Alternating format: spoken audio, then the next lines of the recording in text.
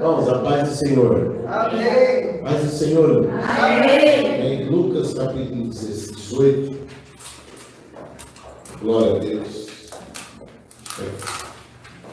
Feliz por estar aqui mais uma vez.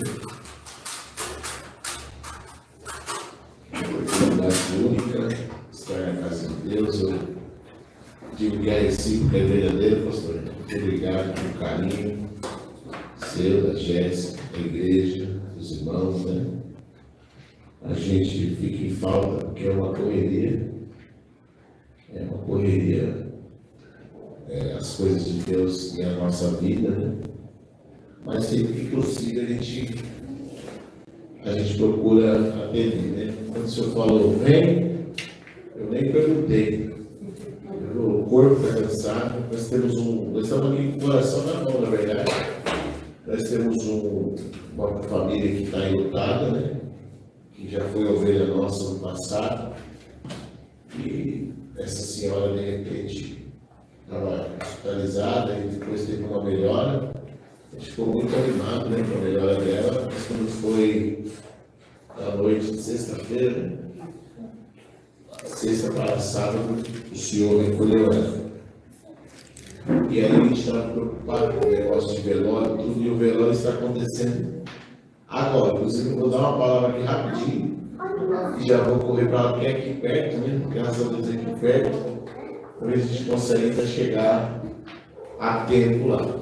E, contrapartida, como a gente tinha um compromisso, a gente pode também deixar de cumprir aquilo que a gente fez de compromisso com a palavra de Deus, né? Então, eu peço até oração por essa família, que ficou. Quantos anos ele tem, John? O John, um menino que é um filho para nós, né? Levou muitos anos conosco, a mãe dele, e infelizmente, ou felizmente, a gente não sabe, né, nos planos de Deus, porque tudo quem comanda é Deus, né? A gente não quer perder, ninguém quer perder, né? Mas tudo é Deus que faz. Então, orar por essa família, por esse jovem, né? Que Deus console. Só Deus mesmo é que pode consolar. Amém, irmãos? Amém. Vocês estão felizes? Amém. Glória. Hoje teve até um barulho diferente aqui na igreja. A Jéssica louvou, falou, o milagre já aconteceu. Já vamos embora, não posso do milagre também. Mais tremido que tudo. E receberam uma bênção lá na igreja. Do último culto? Não. Antes. Muito antes. Muito antes. Ah, é? Bom, então é forte o mistério, né? Que bênção, né? Versículo 1 diz assim: e ele falou-lhes uma parábola com este fim, de que os homens devem sempre orar. O que os homens devem fazer sempre? Orar. E nunca desfalecer. Dizendo: havia numa cidade um juiz que não temia Deus, nem respeitava os homens. E naquela mesma cidade também havia uma viúva. E ela veio a ele dizendo: faze-me justiça contra o meu adversário. E por algum tempo ele não quis, mas depois ele disse consigo: ainda que não temo a Deus, nem respeito os homens, todavia, como esta viúva me incomoda, vou fazer-lhe justiça, para que ela não continue a vir me cansar. E disse Jesus: ouve o que diz o injusto juiz, e Deus não fará justiça aos seus escolhidos, que clamam a ele de dia e de noite, ainda que seja longânimo para com eles? Eu vos digo, ele virá falar justiça rapidamente. Porém, quando vier o Filho do Homem, porventura achará fé na terra? Pode sentar. Esse texto é uma parábola, né? Que tem por tendência nos alertar alguns fatos importantes na vida do crente, que não pode faltar, e sendo uma delas, eu acredito até como primordial, é a oração. Né? A gente tem uma falha muito grande no quesito oração. Só pegamos firme na oração quando estamos sendo muitíssimo provados. Quando estamos doentes, quando estamos desempregados, quando estamos passando algum tipo de problema de forma muito difícil de se resolver. E aí a gente recorre à oração. E eu posso dizer aos irmãos, com toda certeza, sem me errar, que a oração ela é a chave que abre a porta das vitórias. Ninguém chega a Deus sem orar. Ninguém chega a Deus sem buscá-lo. E a Bíblia diz: buscar-me-eis e me achareis, quando me buscares de todo o vosso coração. Então, a gente tem que ter um período da nossa vida separado para dedicarmos a como está a sua oração. Como você tem levado a sua vida? Porque crente todo mundo é. Agora, ter um altar de oração é diferente. E Jesus usa essa parábola para alertar aos discípulos, dizendo que o dever de todo homem é orar sempre. Você vê que a Bíblia diz em Eclesiastes capítulo 3 que há tempo para tudo. Mas não fala tempo de orar e tempo de não orar. Então significa que nós temos que sempre estar ligados à oração. E a Bíblia não especifica qual é o horário e qual é a maneira de você orar. O que tem que acontecer é de você orar. Tem textos que oraram de pé, oraram sentado, oraram deitado, oraram ajoelhado, mas oraram. A Bíblia diz que quando o exército cercou a casa do profeta Eliseu, Geazi disse: agora estamos perdidos. Aleluia. Mas aí a Bíblia diz que Eliseu orou e disse: abre os olhos desse moço para que ele veja. E quando orou, ele abriu os olhos e viu que o exército de Deus estava ali também. Levante a sua mão. Eu quero dizer que se você orar, Deus vai na sua casa. Se você orar, o que era para dar errado, Deus vai fazer dar certo. Se você orar, aonde tiver enfermidade, Deus vai curar. Se você orar, aonde tiver uma porta fechada, Deus vai abrir. Você crê nisso? Então não desista de orar. Não desista da oração. Olha que interessante. Jesus usa um homem extremamente capacitado, um juiz, uma pessoa muito inteligente, formado, preparado, mas ele tinha um defeito terrível. Qual era, pastor Wagner? Não temia Deus. E a Bíblia diz que o princípio da sabedoria é o temor a Deus. E ele não tinha isso. Então ele não tinha sabedoria. Ele era inteligente, mas não tinha sabedoria. E ele não temendo a Deus, ele também disse que não respeitava homens. Ou seja, ele se sentia uma pessoa acima de tudo e de todos. E aí Jesus pega uma viúva, que se a gente for analisar, a viúva, possivelmente naquela época, não existia uma previdência social, ela não tinha ninguém por ela, e também possivelmente o marido deve ter morrido, deve ter deixado nada para ela, e ela tinha uma causa. A Bíblia não especifica nessa parábola qual era especificamente qual era a sua causa, mas ela diz: faz-me justiça contra o meu adversário. Tinha um problema. Quem não tem problema? Todo mundo tem. Existem problemas que a gente não pode nem falar. Tem coisas que acontecem que a gente não pode nem mencionar. A gente tem que só orar a Deus. E aí, o texto está dizendo que ela vai E a Bíblia também não numera, e também não especifica quantas vezes ela bateu lá no fórum, ou no escritório do juiz. A Bíblia não diz onde era, na casa dele, mas ela foi lá pedir para ele fazer justiça. E não foi uma vez só. Então, o grande problema nosso, que muitas vezes a gente nem começou e já desistiu. A gente nem tentou e já entregamos os pontos. Diga para alguém que está perto de você, não desista. Diga com mais autoridade, você não pode desistir. Diga assim, não, você já tem. Você tem que lutar pelo sim. Quem vai lutar nessa manhã pelo sim? Então, o não nós já temos, mas se a gente orar, aleluia, Deus muda as estações.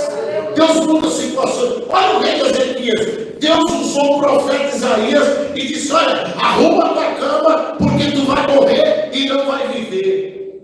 Arruma a tua casa, arruma a tua vida, tu vai morrer e não vai viver. A menos que o profeta sai, antes do profeta sair do palácio, o rei, que não era nada bom, inteligentíssimo, ele vira o rosto para a parede, a Bíblia diz, aleluia, que ele vira o rosto para a parede, e quando ele vira o rosto para a parede, ele chora, ele ora, ele clama, e chora muito. A Bíblia diz que ele chorou muitíssimo, dizendo, Deus, lembra do que eu já fiz pelo Senhor na tua casa, na tua obra, as coisas boas que eu fiz. E aí a Bíblia diz, muitos pregadores dizem que Deus não muda, mas se ele for olhar nesse quesito, Deus agora muda de posição, de decisão, porque a decisão de Deus era que ele morresse.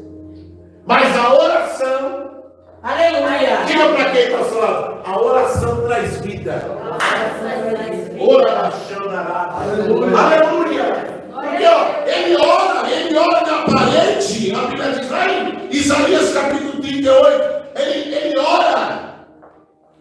E aí, Deus dá ordem para o profeta Isaías, segundo alguns, é uma das orações mais rápidas da Bíblia. Porque antes do profeta Isaías sair do palácio, Deus dá ordem, volta lá. E diga para o rei Ezequias que eu acrescentarei mais 15 anos na vida dele. Aleluia. Olha o poder da oração. O decreto era de morte. Mas ele teve coragem. Porque também para orar tem que ter coragem. Não é só ficar, Senhor meu Deus me dá, Senhor meu Deus eu quero, Senhor meu Deus eu preciso. Não. Tem que romper a sua própria vontade. Eu tenho até saudade, que eu lembro que na época que eu aceitei a Jesus, teve períodos de oração que eu começava a orar e não sentia mais nem o joelho, mais as pernas. Passava 2, 3, 4 horas ajoelhado orando.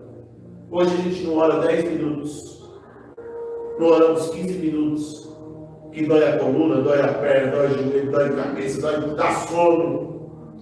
Mas eu lembro. E Deus já chegou até a falar comigo de orações que eu fiz no cantinho da sala da casa dos meus pais, quando eu era solteiro. Deus já chegou a falar, eu já te vi naquele canto do sofá orando.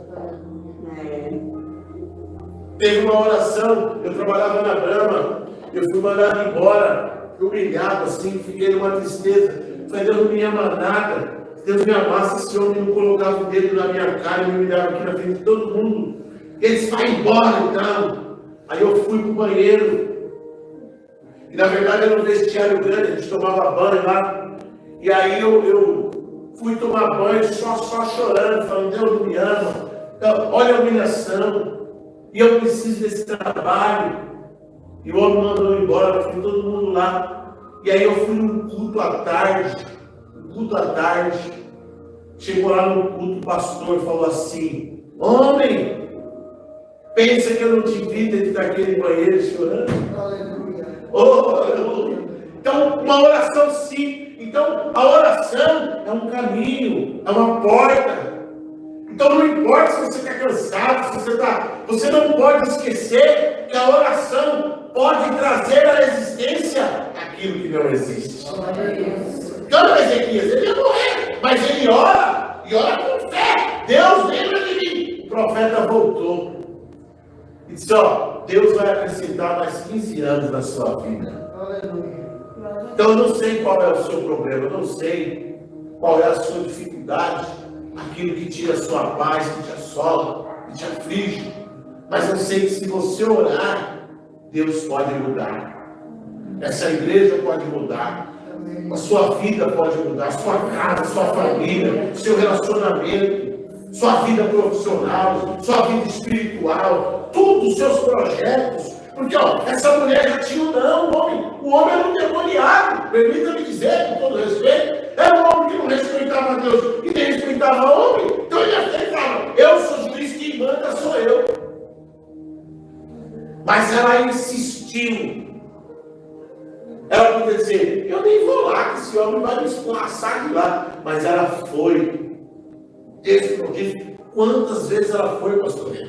Mas ela foi mais de uma vez. Porque ele mesmo está dizendo consigo, ainda que eu não tema a Deus e não respeito os homens, essa mulher me incomoda, vou fazer alguma coisa. A persistência dela chamou a atenção do juiz. E com Deus é assim. Não tem aquele texto, acho que é Provérbios 8, alguma coisa, 23, se eu não me engano, que diz, eu amo os que me amam, e os que de madrugada me buscam, me acharão. Procura aí. O Eclesiastes. Eu amo os que... 8,17, se eu não me engano. 8,17 está dizendo. É o próprio que está dizendo. Eu amo os que me amam, e os que de madrugada me buscam, me acharão. Aí tem aquele jargão dos crentes que diz que a fila é menor na madrugada. Por que a fila é menor? Porque de madrugada todo mundo quer dormir. Num frio desse, quem quer acordar 2 horas, 3 horas da manhã para pôr o joelho no chão para orar? O povo vai na geladeira, pega um chiclete, um chocolate, um danone, uma bolachinha, um cafezinho, mas não põe o rosto no pó para orar. Sim ou não? Então, você não pode desistir. Eu vim aqui nessa manhã com isso no meu coração, pastor Renan, para transmitir aos irmãos, com todo respeito, com todo carinho. E Deus também está dizendo para mim, primeiramente, que o primeiro ouvidinho é o meu.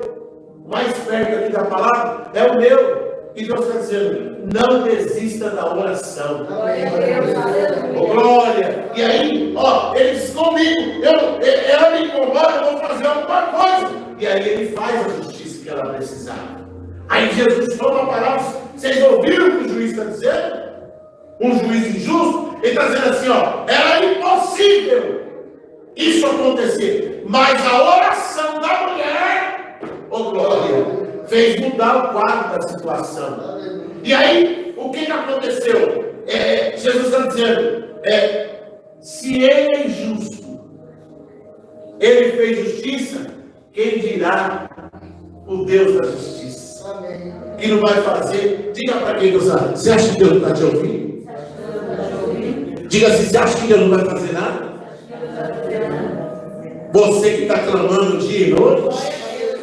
Que é o que Jesus falou. E olha o que Jesus está dizendo. Ó. E Deus não fará justiça aos seus escolhidos que clamam a Ele de dia e de noite. Ainda porque a gente acha que Deus está demorando. Aí vem Pedro e diz, o Senhor não tarda a sua promessa. O Senhor não retarda a sua promessa. Ainda que alguns a tenham por tardia, o Senhor é longânimo para conosco, a fim de que nenhum de nós se perca, mas que todos tenham a salvação. Levante a mão e glorifique a Deus. Não, Deus não se adianta nem se atrasa. Deus chega na hora certa, porque Ele é o dono da hora. Às vezes para mim a hora boa é agora, mas Ele sabe que se for agora, eu posso ter algum problema. Eu até digo, não reclame quando furar um pneu do teu carro, diga glória a Deus, porque aquele pneu pode estar salvando a tua vida. E quando eu era criança, nós fomos para a Bahia, eu era pequenininho. Quantos anos você tem? Você? Eu 12? Acho que eu tinha menos de 12. E aí nós fomos para lá, carro cheio, eu tinha motorista de ambulância. E aí quando chegou no estado das Minas Gerais, na verdade essa viagem daqui para lá furou 9 vezes o pneu. Mas uma vez, lá em Minas Gerais, um desses 9 foi o que salvou a nossa vida. Porque o pneu furou, meu tio colocou o carro no acostamento. O carro que vinha atrás de nós passou em alta velocidade. A poucos metros para frente, uma curva. E naquela curva, esse carro virou e viu uma carreta. Na outro sentido, entrou de frente. Morreu 5 pessoas. E hoje eu entendo, naquela época eu não tinha esse entendimento. Hoje eu entendo que aquele pneu, se não tivesse furado, quem bateria de frente com aquela carreta seríamos nós. E aí talvez não estaria aqui para contar a história. Mas aí aquele pneu foi o que salvou a nossa vida. O próprio motorista do caminhão falou para o meu tio: se não tivesse furado o seu pneu, vocês teriam batido. Porque o caminhão se descontrolou também. E aí morreram 5 pessoas ali. Foi uma coisa muito triste. Eu mesmo criança, eu vi o desespero daquele caminhoneiro, chamando meu tio para ajudar. E quando chegou, não deixaram nem a gente lá ver. De tão feio que foi o negócio. Mas são coisas que Deus está livrando a gente. Então, se deu um problema, se você atrasou, você tem que entender: eu atrasei porque lá na frente ia ter um problema maior. Quem entende o que eu estou dizendo? Então, não desista, não desanime. Continue orando, continue buscando, continue confiando, pastor. Deus vai enviar as pessoas. No começo, tudo é difícil. A nossa igreja passou por tanta coisa. Se eu fosse olhar, eu teria fechado a igreja. Pelas coisas, né? Está aqui, graças a Deus, meu filho, minha nora, minha esposa, minha filha. Mas se fosse olhar para alguns irmãos, eu teria fechado a igreja. E coisas que aconteceram. Mas Deus, inclusive, nesses últimos dias, Deus já até falou: ai de mim, se eu fechar a igreja. Porque por algumas vezes eu pensei: melhor fechar, a gente conversa em algum lugar. E para ir para o céu não precisa ser pastor, não precisa ter igreja, né? Não precisa ser pastor de igreja para ir morar no céu. Mas o Senhor falou, chamando a atenção: ai de você, se você pensar em fechar a igreja. Porque eu já tinha visto que meu coração não estava pensando.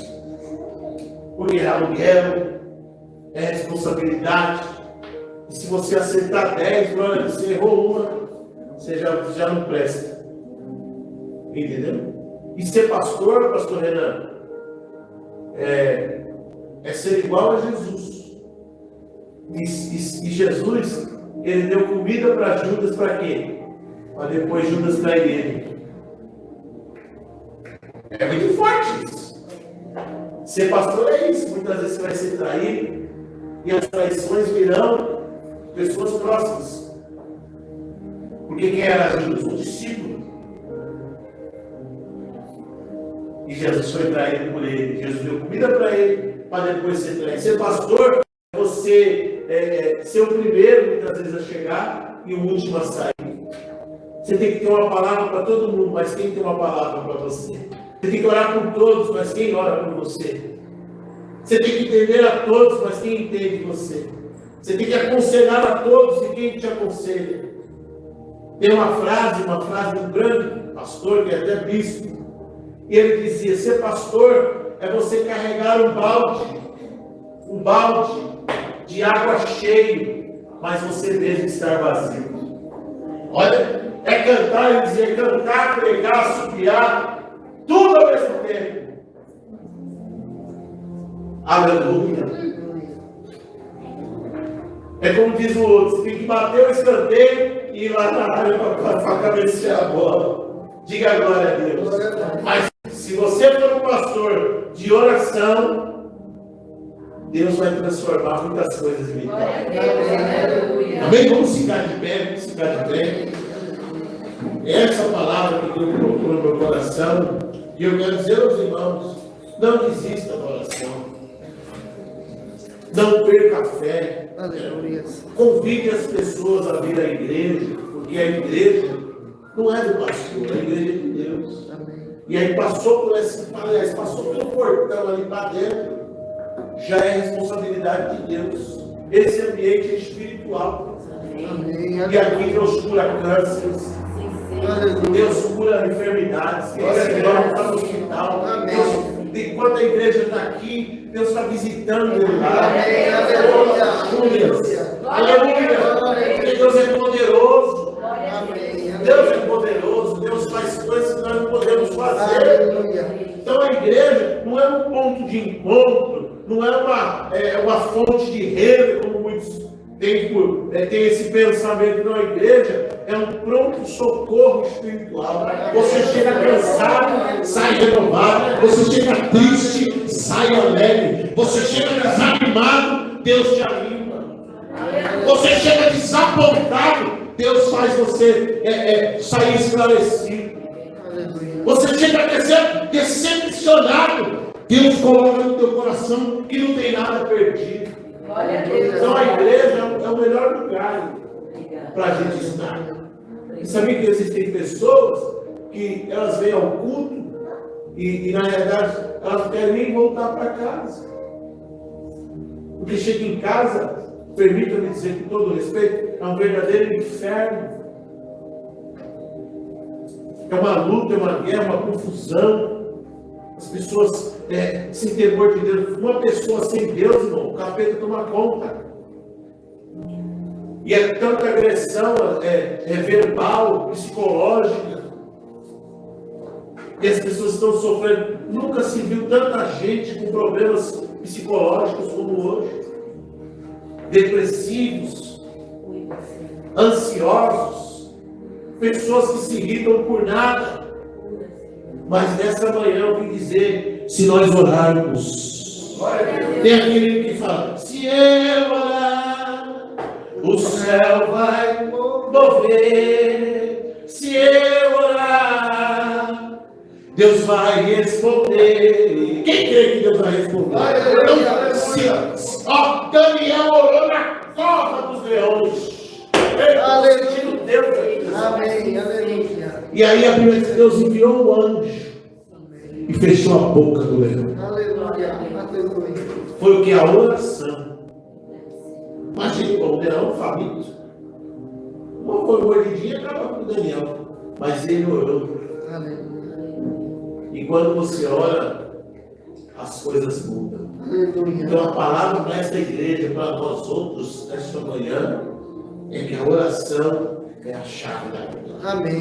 Vamos fazer um clamor? Eu quero aqui, enquanto eu oro, eu quero que a pastora Jane dê qual é o nome da senhora, minha irmã? Maria, né, irmã Maria? Deus vai usar minha esposa, vai te dar um abraço. Aleluia. E Deus vai tirar uma preocupação muito grande da tua alma. Viu? Nessa manhã Deus vai visitar a sua saúde. Aleluia. Viu? A senhora não veio aqui, eu não conheço a senhora. Mas eu estava pregando e o Senhor falava para mim, diga para ela que o choro pode durar uma noite, mas a alegria vem ao amanhecer. Então, vai lá, gente, dá um abraço e vamos orar. Senhor, estamos aqui reunidos. Labassuri calabachá. Oiricante labassuri rebiafai. Estamos aqui na tua presença. Estamos aqui, o Senhor está presente neste ambiente, nesta casa de oração. Porque o Senhor disse, a minha casa será chamada casa de oração. Aqui não é lugar, Senhor, de estrela, de famosos. O único famoso aqui é o Senhor. E é uma fama boa. Porque nós sabemos que o Senhor cura, que o Senhor liberta, que o Senhor transforma, que o Senhor abençoa, que o Senhor levanta o caído, que o Senhor renova as forças do fraco. Oh, meu Pai, porque a tua palavra diz que o Senhor dá força ao cansado. Oh, meu Deus, dá vigor àquele que não tem mais vigor. O Senhor levanta o caído. Nessa manhã, meu Pai, venha visitar essas pessoas, o casa, o lar dessas pessoas, as famílias dessas pessoas, este irmão, Senhor, que está hospitalizado. O Senhor tem me tocado aqui, meu Pai. Visita agora. Aleluia. Oh, meu Deus. Visita este pai, esta região. No nome de Jesus, nós declaramos esta vitória. Pela fé, visita o pastor Renan e a Jéssica. Tudo que o teu filho precisa. Tudo que eles precisam. Não só espiritual, mas material, financeiro. Na saúde, meu Pai. Visita os membros desta igreja. Estes jovens, meu Pai, que estão aqui servindo ao Senhor. Essas famílias que estão aqui, meu Pai. Venha honrá-los, venha abençoar toda a necessidade da igreja, venha suprir, Senhor. Meu Deus, em nome de Jesus, dá vitória, nos leve em paz para os nossos lares. É o meu pedido, a minha oração, pela fé, em nome de Jesus. A igreja pode aplaudir a Deus. Deus abençoe. Agradecer meu esposo, meu comigo, minha filha, meu filho, minha nora. Ele fala, minha genra. Minha nora. Glória a Deus, que a gente cansado, né? A gente chegou em casa que era 3 horas da manhã. 3 horas da manhã. Mas nós temos que ir e ainda temos esse outro compromisso. E daqui a pouco temos culto também na nossa igreja. Então, que Deus abençoe, pastor. Muito obrigado pela confiança, pela oportunidade. E sempre que eu puder, pode contar comigo. Amém? Obrigado.